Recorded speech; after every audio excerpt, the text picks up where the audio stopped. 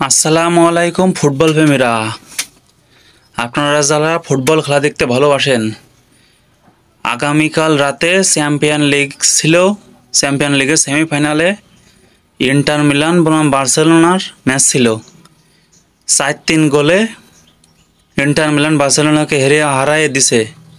Barcelona 3 গোল, inter Milan দিছে 4 গোল। বার্সেলোনার champion লিগের সেমিফাইনাল থেকে বিদায়।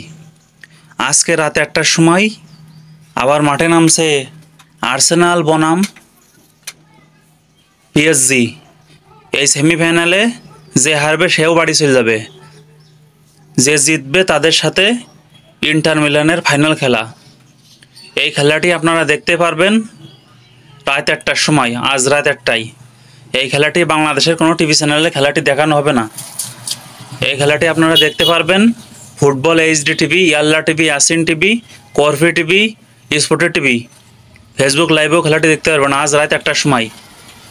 ফেসবুক পেজ থেকে দেখলে ফেসবুক পেজটি ফলো করে দেবেন, ইউটিউব চ্যানেল থেকে দেখলে ইউটিউব চ্যানেলটি সাবস্ক্রাইব করে দেবেন। ধন্যবাদ। আসসালামু আলাইকুম।